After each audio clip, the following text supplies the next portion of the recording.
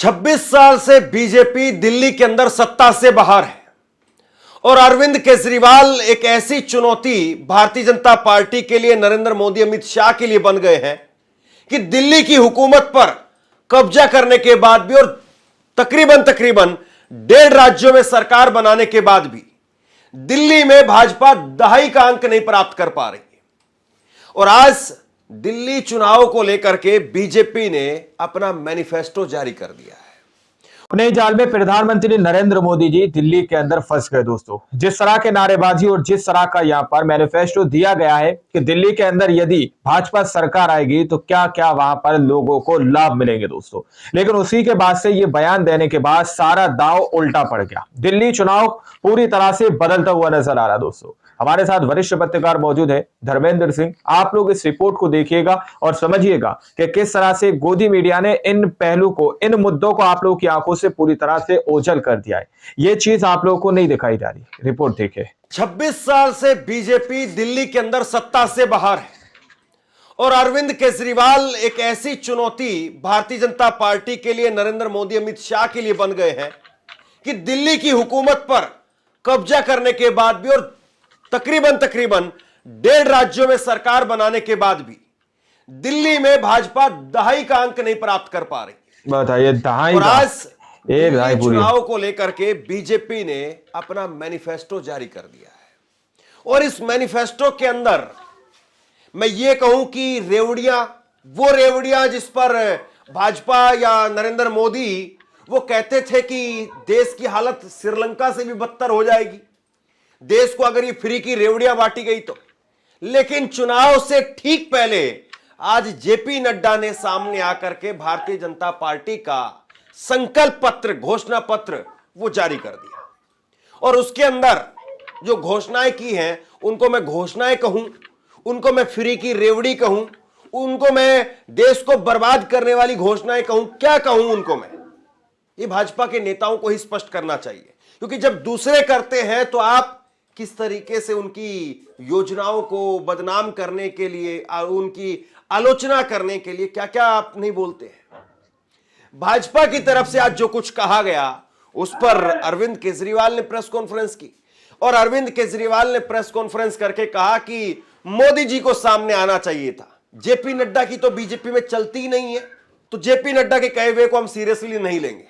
अब यह अलग बात है कि केजरीवाल यहां पर चुटकी ले रहे थे, लेकिन सबसे पहले मैं आपको बताता हूं कि बीजेपी ने घोषणा क्या क्या की है और फिर एक एक करके सिलसिलेवार तरीके से इसको समझेंगे कि बीजेपी क्या जो घोषणा दिल्ली के लिए कर रही है। बीजेपी की 1.5 राज्यों में सरकार रही, कौन से राज्य में बीजेपी ने यह कहा है, किया है। तो बीजेपी ने जो घोषणा की है, मोटे तौर पर जो 6-7 घोषणाएं हैं वो आप देखिए संकल्प पत्र बीजेपी का। इसमें वो कह रहे हैं कि 2,500 रुपए आर्थिक मदद हर महिला को प्रति माह मिलेगी।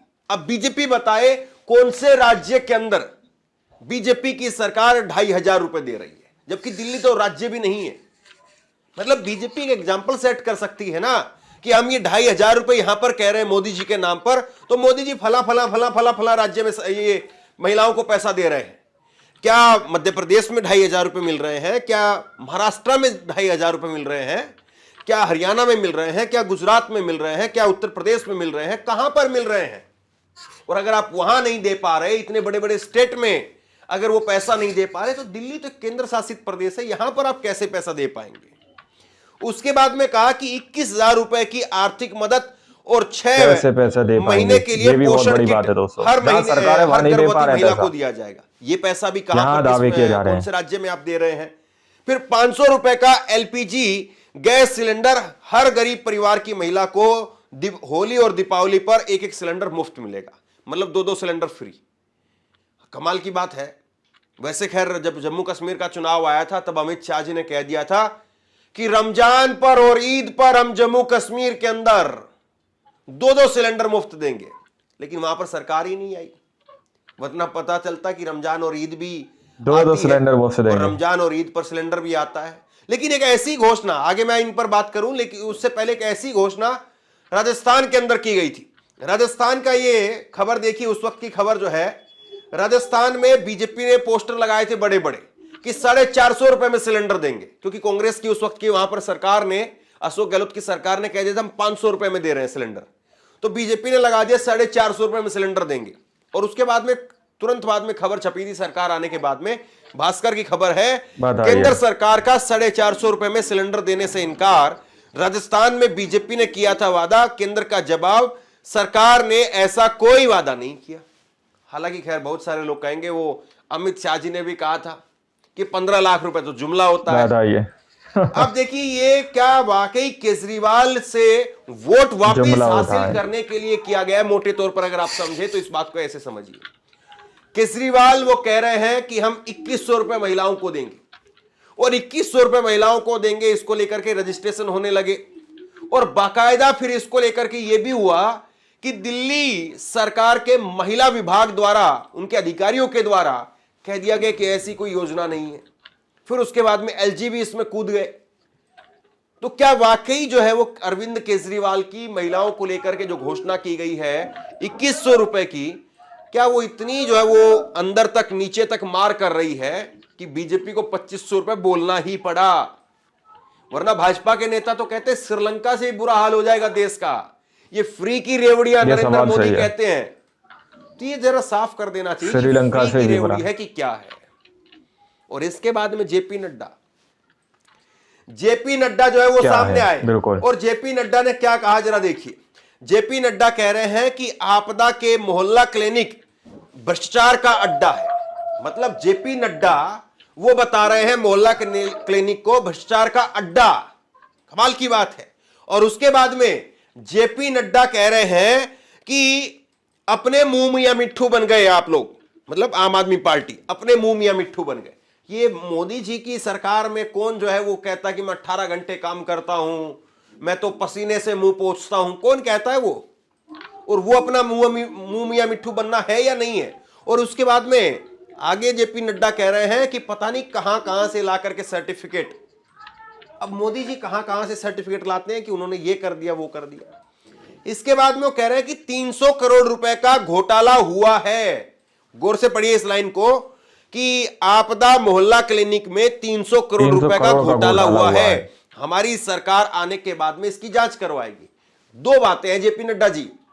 पहली बात तो यह कि अगर घोटाला हुआ है तो फिर जांच किस बात की करवानी है, और अगर घोटाला नहीं हुआ है तब तो जांच करवाइए। कमाल की बात है ना, आप खुद सुन लीजिए।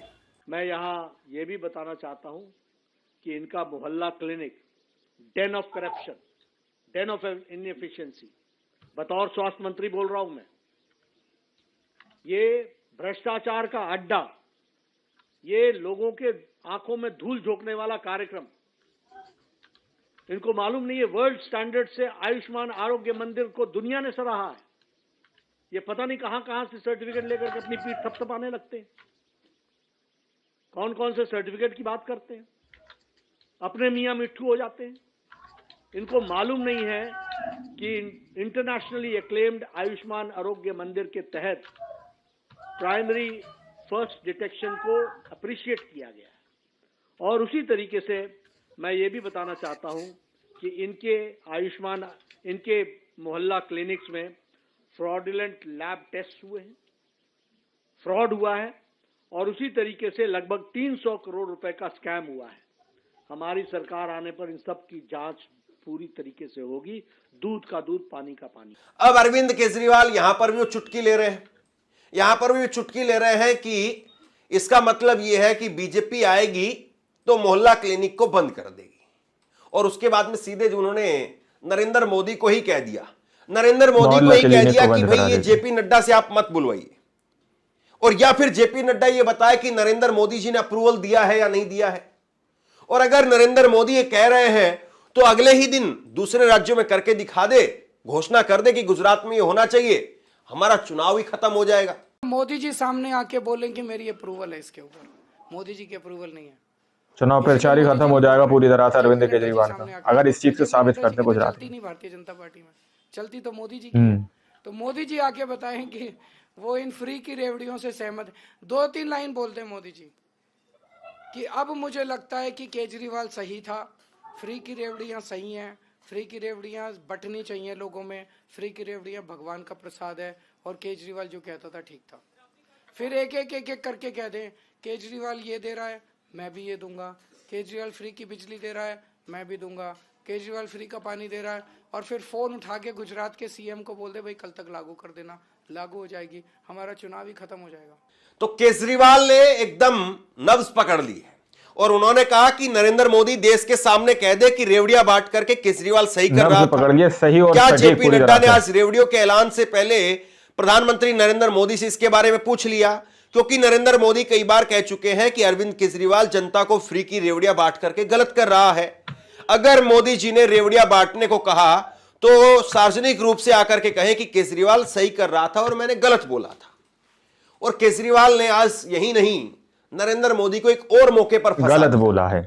अरविंद केजरीवाल की तरफ से आज ऐलान किया गया कि हम सरकार में फिर से आएंगे तो युवाओं को, छात्रों को मेट्रो और बस में फ्री यात्रा देंगे। बस दिल्ली सरकार के अधीन है, इसीलिए पहले से उन्होंने महिलाओं को फ्री में यात्रा करवा दी है और उसके बाद में देखा देखी कई और राज्य सरकारें इसको रिपीट करने लगी।